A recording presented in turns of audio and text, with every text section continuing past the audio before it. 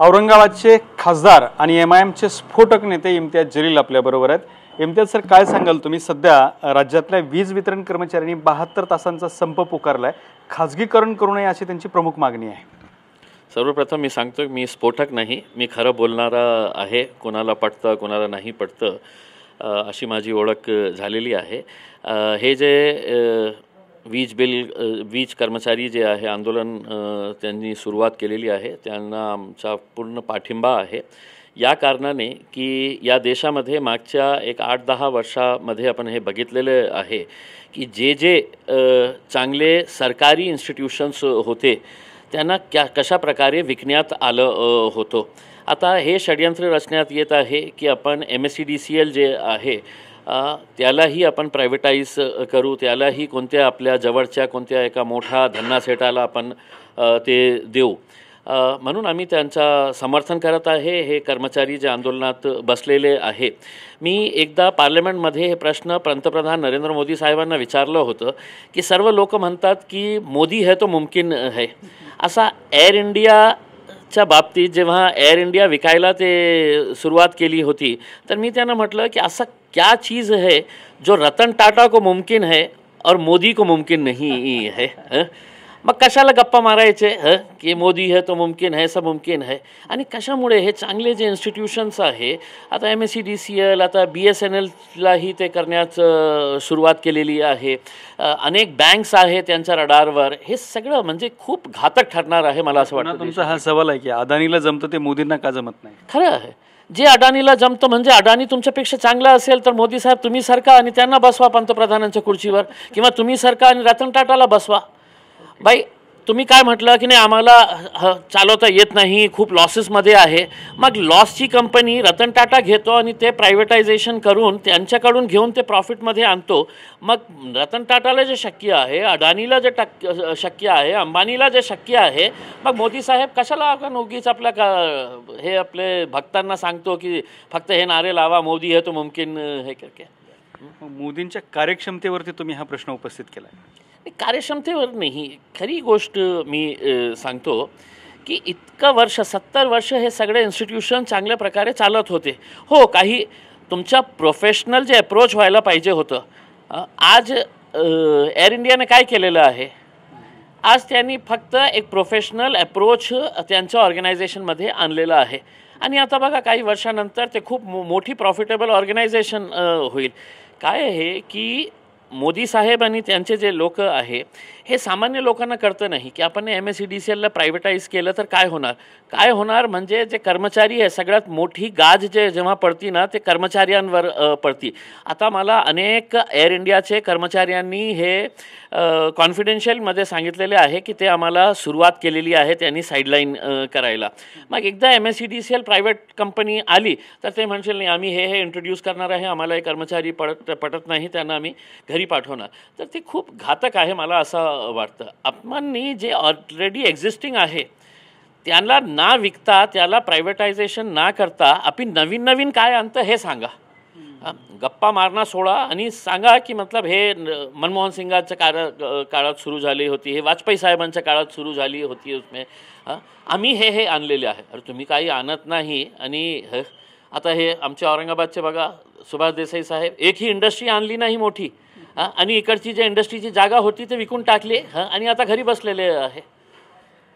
तुम्ही गंभीर प्रश्न उपस्थित करताय, मात्र तुम्ही राज्यातल्या कामगारांच्या बाबतीत सुद्धा म्हणजे कंत्राटी पद्धतीने कामगार असतील किंवा इतर त्यांच्या बाबतीत सुद्धा एक 6 तारखेला एक मोठं आंदोलन करणार आहात, काय भूमिका आहे तुमची?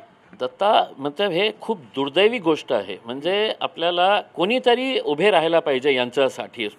मी महानगरपालिकेचा कंत्राटी जे कामगार आहे त्यांची काय पद्धत आहे, काय सिस्टम आहे, किती पैसे त्यांना मिळतं, म्हणजे आश्चर्य वाटेल आपल्याला की म्हणजे महानगरपालिका त्या कर्मचाऱ्यांचा पगार एका ठेकेदाराला देतो आणि ते ठेकेदार कोण आहे, त्याची पार्टनरशिप महानगरपालिकाचे 3 मोठे अधिकारी त्यांचे पार्टनर आहे। औरंगाबादचे 2 आमदार आणि 1 मंत्री त्यांचे पार्टनर आहे। त्यांना दर महिने खूप जबाबदारीने हे सांगतो, नाहीतर हिम्मत असेल तर तुम्ही मला सांगा की नाही मी खोटं बोलतो। हे कोट्यवधी रुपयेचा महिन्याला त्या कर्मचाऱ्यावर महानगरपालिका त्या ठेकेदाराला 3 कोटी 3.5 कोटी रुपयाचा बिल काढतो। ते कॉन्ट्रॅक्टर जे आहे ते कर्मचाऱ्यांना फक्त 2 कोटी 2.5 कोटी रुपये डिस्ट्रीब्यूट करतो, 1 कोटी रुपये हे सगळं डिस्ट्रीब्युशन होतो. महानगरपालिका त्या ठेकेदाराला एका कर्मचाऱ्याचं उदाहरण देतो की 17,000 रुपये महानगरपालिका देते आणि ते ठेकेदार ते कर्मचाऱ्याला 30 दिवस ते कर्मचारी काम करतो, त्याला फक्त 8,500 रुपये पैसे देतो. म्हणजे अशा कोणते सर्व्हिस चार्जेस आहे हे की 50% तुम्ही आपल्या खिशात ठेवत आहे. जेई जे आहे त्यांची पगार महानगरपालिका 32,000 रुपये देतं आणि ते जेईला इंजिनियर्सला ज्युनियर इंजिनियर्सला 17,000 रुपये देतो. म्हणजे 15,000 रुपये तुम्ही कोणत्या आधारावर कापत आहे. मग PF कमिशनर का गप्प बसलेले आहे, लेबर कमिशनर का गप्प बसलेले आहे, इकडचे म्युन्सिपल कमिशनर जे एक IAS अधिकारी आहे ते का गप्प बसलेले आहे. म्हणजे मला असं एक जाणून राहिलं की हे सगळ्यांचं साटलोटं आहे. म्हणजे सगळं एक नेक्सस आहे, खूप मोठा नेक्सस. आणि इनिशियली मला कर्मचारी हे सांगायचे साहब कुछ होता नहीं है कि बहुत बड़े बड़े लोग उसके अंदर इन्वॉल्व है असेल. पण मी त्यांचा प्रतिनिधी आहे. मी कमीत कमी उद्या 6 तारखेला जेव्हा मी मोर्चा काढत आहे, मी डिव्हिजनल कमिशनर साहेबांना आकडेसहित पेपर ऑन पेपर मी दाखवणार आहे की तुम्ही मला समजून सांगा की हे माणूस PF भरत नाही, ESICचा पैसा भरत नाही, हे त्यांचा प्रोफेशनल टॅक्स कापत नाही. मग इतके पैसे ते आपल्या खिशात ठेवतो आणि सगळं जे कन्सर्न्ड ऑर्गनायझेशन्स आहे एकमेकांना फक्त पत्र पाठवतोय. अरे FIR करून त्याला जेलमध्ये टाकायला पाहिजे. आणि फक्त महानगरपालिकाची गोष्ट आहे असं नाही आहे. MSCDCLमध्ये तेच चाललेलं आहे, घाटीमध्ये तेच चाललेलं आहे. एक कलेक्टर साहेब जिथे बसतं त्यांच्या खाली जे सेतू ऑर्गनायझेशन आहे, सेतूमध्ये काम करणारे लोक आहे, त्यांचीही अशी हाल. म्हणजे जिथे तुम्ही बॉस म्हणून बसलेले आहे, ते कलेक्टर असू द्या, म्युन्सिपल कमिशनर असू द्या, चीफ इंजिनियर असू द्या, PWDचा असू द्या, MSCDCLचा असू द्या, तुम्ही बॉस म्हणून बसलेले आहे. तुम्ही शहराला काय न्याय देणार. तुम्ही आपल्या कर्मचाऱ्यांवर असे अन्याय करत असेल तर एक मोठा हे आहे. मी प्रयत्न करत आहे, मला माहीत नाही आहे की किती मला हे मिळेल, पण नक्की मी सगळं कागदपत्रासहित मी जाणार आहे. आणि मी सर्व कामगारांना सांगतो की हे एक फायनल फाईट आहे, एक आखिरी एक लड़ाई जो बोलते हैं वो आखिरी लड़ाई है. रस्ते पे आना पड़ेगा तो ही तुम्हारा अधिकार मिलेगा, नहीं तो नहीं मिलने वाला. पुन्हा एकदा तुम्ही महापालिकेच्या आणि इतर सगळ्या ठिकाणच्या वेतन कर्मचाऱ्यांच्या, कंत्राटी कर्मचाऱ्यांच्या वेतनाचा घोटाळा समोर आणलेला आहे. तुम्ही सातत्याने असे अनेक घोटाळे जेव्हा तुम्ही महापालिकेच्या समोर आणता त्यावेळेला अंबादास दानवे असतील, चंद्रकांत खैरे असतील किंवा भाजपचे काही लोक असतील, हे तुमच्यावरती आरोप करतात की इम्तियाज जलील हे घोटाळे काढतात आणि सोडून देतात किंवा ब्लॅकमेलिंग करतात, असा सुद्धा शब्द वापरून तुमच्यावर त्यांनी आरोप केला आहे. एक असा एक्झाम्पल दाखवा. मी जेव्हा आमदार होतो तर TDRचा घोटाळा मी आणलं होतं. गव्हर्नमेंटने TDRची इन्क्वायरी लावली. हे का मी मॅनेज झालं. TDRची घोटाळ्याची इन्क्वायरी करण्यासाठी गव्हर्नमेंटने एक इन्क्वायरी कमिटी नेमली. उसके त्याचा काय निष्पन्न झालेला आहे, त्याची रिपोर्ट काय आहे. मग दुसरा जे ऐन वेळीचे प्रस्ताव महानगरपालिकामध्ये सबमिट केलेला आहे. आता मी असं करत असेल तर मी ओपन चॅलेंज करतो ना. चंद्रकांत खैरे साहेब असू द्या, त्यांचे कोण कोण अंबादास दानवे असू द्या, तुम्ही माझ्यावर का केस करत नाही, डिफमेशन केस करा ना. मी महापौरांच्या बाबतीत बोललो की हे महापौरांनी कोट्यवधींचा घोटाळा केलेला आहे, कोट्यवधींचा. हिम्मत असेल तर करा माझ्यावर डिफमेशन. सुभाष देसाई साहेबांचा MIDCचा घोटाळा मी म्हणतो की CBIने त्याची इन्क्वायरी करायला पाहिजे. CBIने गव्हर्नमेंट एजन्सीज आपली जे आहे त्यांचं इतकं मोठं हे नाही आहे, लहान केस इतकं मोठं आहे. सुभाष देसाईने जेव्हा मी पत्रकार परिषद घेतली दुसऱ्याच दिवशी त्यांनी सांगितलं की त्यांनी माफी नाही मागितली, मी माफी नाही मागितली तर मी आबरू नुकसानीचा दावा ठोकणार आहे. करके देसाई साहेब आता 1 आठवडा झालेला आहे, वाट बघत आहे तुम्ही कधी माझ्यावर आबरू नुकसानीचा. आणि हिम्मत असेल तर तुम्ही करायला पाहिजे, नाही तर मी स्पष्टपणे म्हणणार तुम्ही, तुमची पार्टी आणि तुमचे सगळे ह्याचे इकडचे स्थानिक नेते जे आहे ना, जे माझ्या बाबतीत असा आरोप करत आहे, ते जेव्हा तुम्ही पैसे कमवत होते त्यांना सगळ्यांना काहीतरी कमिशन मिळत होता म्हणून ते गप्प बसलेले आहे. अरे सुभाष देसाई नाही करत आहे, चला चंद्रकांत खैरेला ओपन चॅलेंज करतो, अंबादास दानवेला ओपन चॅलेंज करतो, संजय सिरसाटला ओपन चॅलेंज करतो. त्यावेळी ते सगळं एकत्र होते ना, जेव्हा खाण्याची वेळ आली होती उसमें, तर ते सगळं एकत्र होते. मग करा त्या माझ्यावर आबरू नुकसानीचा तुम्ही दावा ठोकून मला हे करा. मी जेव्हा जेव्हा बोललेलो आहे, आता लोकांची अपेक्षा काय आहे की मी हे सगळे घोटाळे बाहेर काढू, मी कोर्टात जाऊ, मी स्वतः FIR करू. हे सगळे जे आहे मी लोकांपुढे आणलेलं आहे. आता सरकारला याच्यावर ॲक्शन घ्यायचं नाही घ्यायचं यांच्यावर निर्भर आहे, नाही तर राहू द्या. आता फक्त थातूरमातूर तुम्ही इन्क्वायरी करण्यासाठी हे करत असेल तर काय उपयोग. मी फक्त माझ्या की कमीत कमी मी उभे राहिलं, मी फाईट करत आहे, याच्यासाठीही मी काढत आहे. तुम्ही सांगा ना किती घोटाळे तुम्ही बाहेर काढले, तुम्ही सांगा मला. हे जे लोकांचे तुम्ही नाव घेतलेले आहे हे महापुरुषांचे, हे महापुरुषांनी किती घोटाळे समोर आणलेले आहे हे मला सांगा. खैरे साहेब तर 20 वर्ष खासदार होते ना, दाखवा मला एक कोणता घोटाळा उसमें.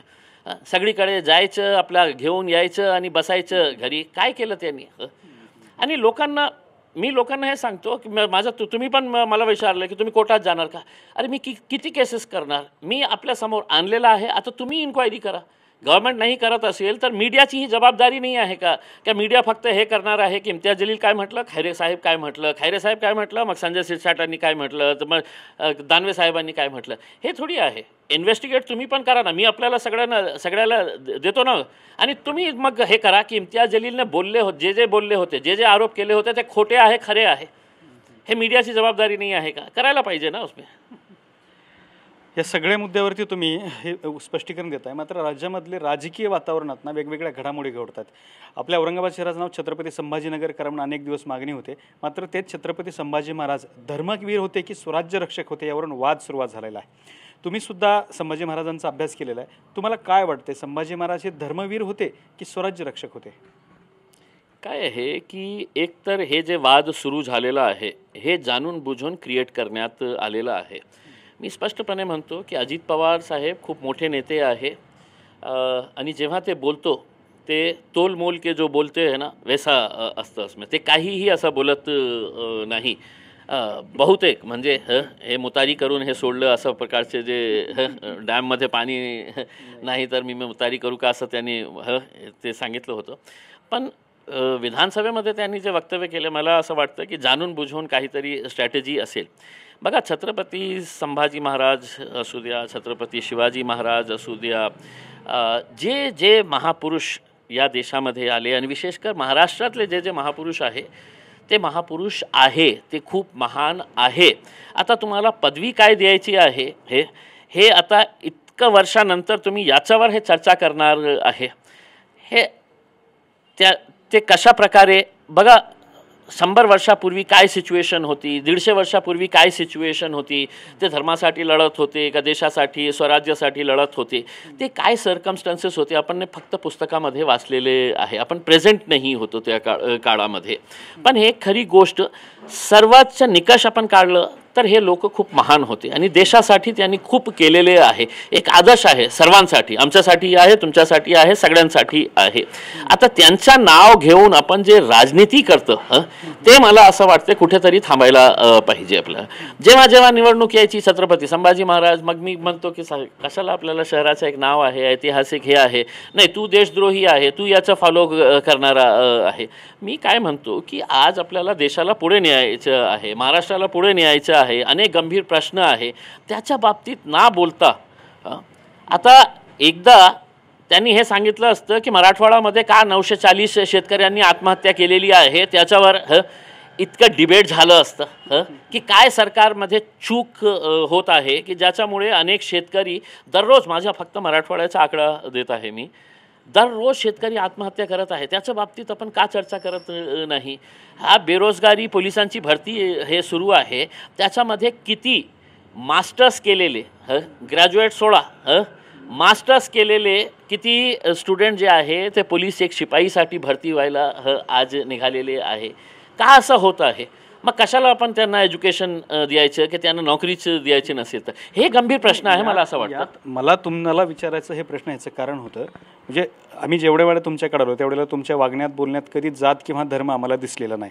तरी परंतु तुम्ही जन्माने मुस्लिम आहात आणि अकबरुद्दीन ओवेसी यांच्यासोबत तुम्ही औरंगजेबाच्या कबरीवरती सुद्धा गेला होता, त्या ठिकाणी तुम्ही दुआसुद्धा दिली होती. तर त्यामुळे मला असा प्रश्न पडतो की तुमच्या नजरेतून तुम्ही संभाजी महाराजांना कसं पाहता, धर्मवीर पाहता की एक योद्धा राजा म्हणून पाहता. काय आहे की जेव्हा आम्ही गेलो होतो, आणि मी पुन्हा आपल्याला सांगतो की फक्त औरंगजेबच्या कबरीवर नाही, जिथे जिथे एक मुस्लिम समाजामध्ये एक प्रथा आहे, आणि सगळं माझ्या हिंदू बांधवांना मी एकदा हे स्पष्ट करू इच्छितो की जेव्हा आपल्याला कोणतीही एक कब्र दिसतं, ते रस्त्यावर असेल, ते कब्रस्तानवर असेल, ते दर्ग्यावर असेल, तर हे धर्माप्रमाणे त्या कबरीच्या समोर उभे राहून अपन त्यांच्या क्या कहते हैं ना कि अपन उनके गुनाहों के लिए, इनको अच्छा ये करने के लिए जानबूझ के, इंसानी थे सब, अगर इनसे कोई गुनाह हुआ है तो इन्हें माफ़ कर दो. हम फक्त तुम्ही एकांचं नाव घेतलेलं आहे औरंगजेबाच्या. हम जब खबरस्तान के सामने से गुजरते हैं, तो जितने भी खब्र में पड़े हुए लोग हैं, हम उनको सलाम करते हुए जाते हैं. ये मज़हब के अंदर लिखा हुआ है, अस्सलाम वालेकुम व अहलल क़बूर. यह खबर में आप जो सो रहे हैं, मैं उनको अपना सलाम पेश कर रहा हूँ करके. म्हणजे याचा अर्थ, अरे ते मेलेले आहे आणि इम्तियाज जलील त्यांना तिथे उभे राहून सलाम करत आहे.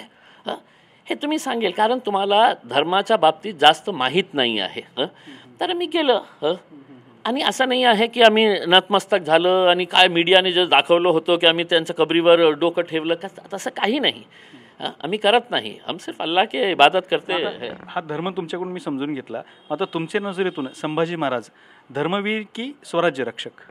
नाही, जे काही छत्रपती संभाजी महाराज खूप महान होते. आता तुम्हाला त्यांना टायटल काय द्यायचे आहे? तुम्ही काय द्याल थोडक्यात सर? म्हणजे तुम्ही त्यांना धर्मवीर मानायला तयार आहात की धर्मरक्षक? खूप एक महान मानतो, एक आदर्श, दोन्हीपैकी एक निवडा. मी निवडू शकत नाही. म्हणजे धर्मरक्षक मला माहित आहे की कशा प्रकारे कॉन्ट्रोवर्सी क्रिएट करण्यात येते. तर धर्मवीर आणि धर्मरक्षक यावरती ऑलरेडी कॉन्ट्रोवर्सी क्रिएट झालेली आहे. छत्रपती संभाजी महाराज आमच्यासाठी खूप आदर आहे, महान आहे, मोठे आहे आणि सर्वांनी. हे मोठा व्यक्ती धर्मवीर की स्वराज्य रक्षक?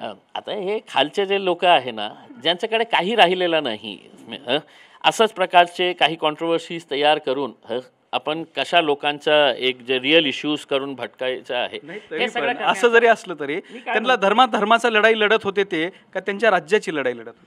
नाही, मला फक्त हे ज्या काळात ते होते त्या काळातली कशी सर्कमस्टन्सेस आहे.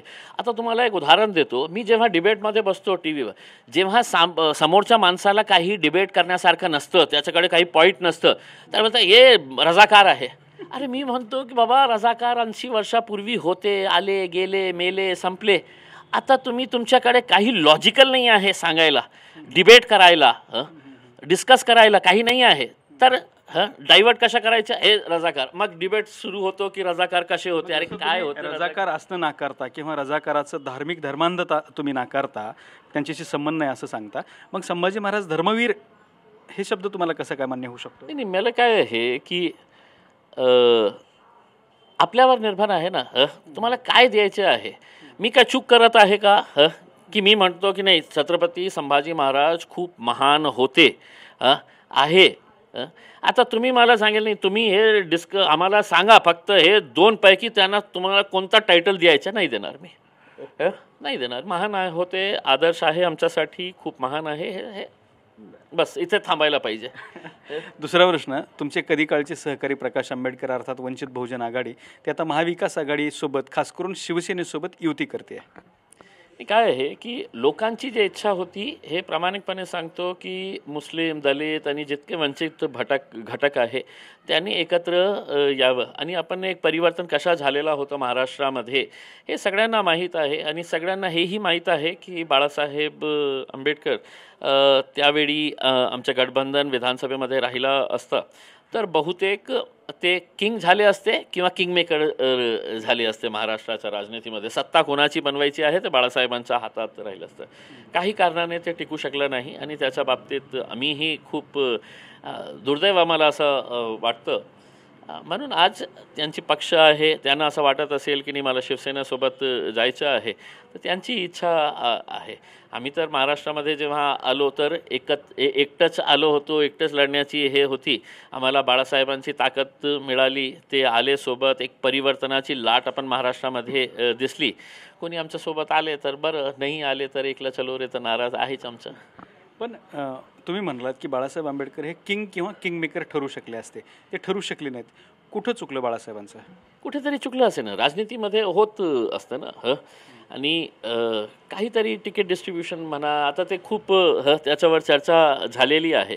पण आजही लोकांमध्ये एक अशी विचारधारा आहे, एक सोच आहे की नाही वंचित बहुजन आघाडी आणि MIM हे alliance natural bye choice natural alliance आहे ते उसमें तर तुमच्यासोबत असताना ते किंग किंवा किंग मेकर ठरू शकले असते.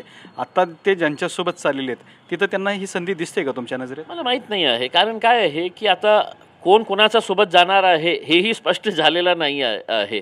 हे जे नवीन सरकार आलेली आहे त्याच्यापैकी किती आमदार टिकणार आहे किंवा तेही परत जाणार आहे, कुठे जाणार आहे हे याच्याबाबतही चर्चा सुरू आहे. अनेक असे मोठे नेत्यांचं नाव वारंवार येत आहे की हे या पार्टीला जॉईन करणार आहे, तो ते पार्टीला जॉईन करणार आहे. शिवसेना, उद्धव साहेबांची, काँग्रेस, राष्ट्रवादी ते सोबत एकत्र येणार आहे. आता ते कशा त्यांचा सीट ॲडजस्टमेंट्स होणार आहे आणि त्याच्यामध्ये आता वंचित बहुजन आघाडी ही आली तर कोणत्या सीटवर त्यांचा अधिकार आहे हे खूप क्रिटिकल इश्यूज असते जेव्हा आपण अलायन्स करतो. आणि तुटतं कुठे? इथेच तुटतं की एक पार्टी म्हणतं की नाही मला हे सीट पाहिजे आणि दुसरी म्हणतं की नाही मला हेच पाहिजे, तिसरी म्हणतं नाही मलाही हेच पाहिजे आणि मग जे अलायन्स जे ब्रेक होतं याच कारणाने ब्रेक होतं. आता वंचित बहुजन आघाडी तर तुमच्यासोबत राहिलेली नाही. येणाऱ्या काळात येणाऱ्या निवडणुकांसाठी राज्यामध्ये तुमचा नवा दोस्त कोण असेल? हे मला तर असं वाटतं की मी अनेकदा हे सांगितलेलं आहे की पंकजा मुंडेला मी अनेकदा हे सांगितलेलं आहे की तुम्ही तुमच्या समाजाचा नेता व्हा.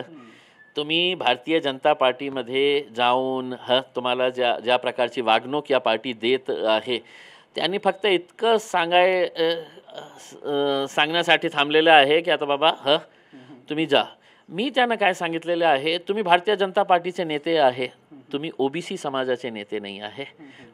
तुम्ही त्या दिवशी बाहेर पडेल आणि सगळं महाराष्ट्राच्या OBCंना सांगेल तुम्ही की आता मी फक्त OBCचा, मी आपल्याला स्पष्टपणे सांगतो, हे देवेंद्र फडणवीस, हे बावनकुळे, हे अजितदादा, हे उद्धव साहेब, श्री एकनाथ शिंदे साहेब, हे सगळं नाही का तिच्याकडे येईल. इतका मोठा समाज OBC आहे, पण काय आहे दुर्लक्षित आहे. त्यांनाही कशा इस्तेमाल करण्यात आलेला आहे रबर स्टॅम्पसाठी. तुम्ही विचार करा ना की इतकं मोठं समाज असूनही आज महाराष्ट्रामध्ये एक OBCचा नेता दाखवा. तुम्ही म्हणाल की नाही छगन भुजबळ आहे. छगन भुजबळ राष्ट्रवादी काँग्रेसचे OBCचे आमदार आहे.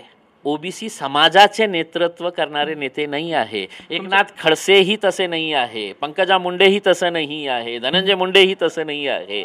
लोक त्यांना फॉलो करते आणि ते कोणाला फॉलो करते? आपल्या मायबापला फॉलो करते. आणि त्यांचे मायबाप कोण आहे? तर पंकजा मुंडेचे, देवेंद्र फडणवीस यांचे, शरद पवार यांचे, अशोक चव्हाण किंवा कोणीही.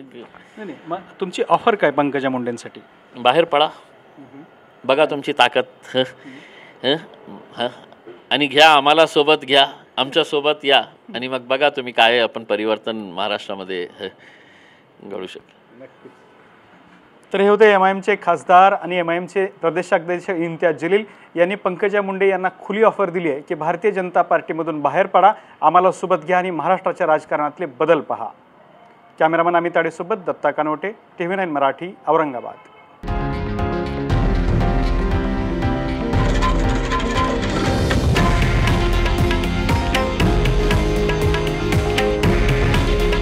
हे आहे देशातील नंबर 1 न्यूज नेटवर्क आणि आपण पाहत आहात TV9 मराठी. काळजी तुमची, हित महाराष्ट्राचं.